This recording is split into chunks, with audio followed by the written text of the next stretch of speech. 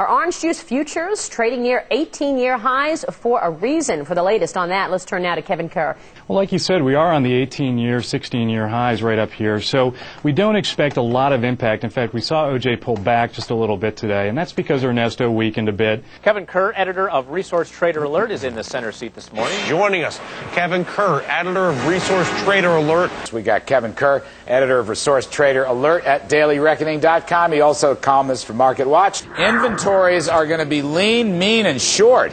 Producers have to be concerned that end users are going to start looking for other materials to replace copper. I may not buy copper, but I certainly wouldn't short it, and that's my opinion, and I'm sticking to it. And you're sticking to it. I like that kind of conviction. This morning, we're obviously ahead of the numbers. The EIA report's going to come out this morning. Kevin Kerr, editor of Resource Trader Alert. Kevin, good morning to you. Why are we trading down this morning? We have all these oranges on the trees that need to get picked, and we have about 9 million boxes left on the trees at this moment. Ron, I believe it's simply that we have more demand around the world and less supply of the easy-to-get-to stuff. We're going to see prices increase, and that's what's driving this price. Sure, there's speculation. Nuclear energy, solar energy, evergreen. Laugh at solar if you will, but this company is on a solid path. We all know that solar is going to be the next thing. It's going to be hot. Evergreen just made a contract with a German power company for $100 million over 4 years. The stock is going up. Bottom line is we have so many factors, like you mentioned, and I think it was a great lead-in that we just hit a new record high while I'm on the air with you. Second, now this is very interesting. We've got a little debate here. Well, What's I'll your just position? say this. You know, this is not a meltdown. This is a correction. It's normal. These markets are going to correct. We've been saying this as well. And the bottom line is you have to look for these opportunities when they present themselves. We feel longer term we are bullish on gold for many reasons. We're bearish on the dollar and we're bullish on gold. Commodities trader Kevin Kerr knows what people have to do.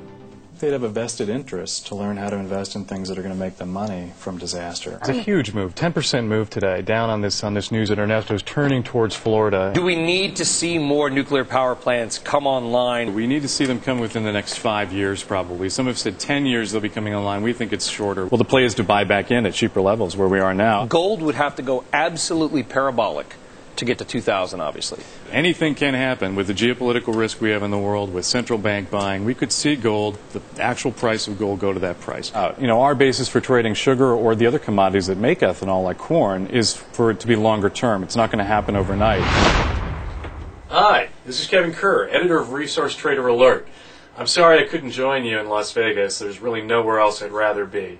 But I hope to see you at our next upcoming event. It'll be very soon, I'm sure. In the meantime, you have some of the best and brightest in the resource markets there with you. My colleague, Justice Lytle, people like Lee Lowell, who I love, and others will keep you entertained and certainly give you a lot of good information.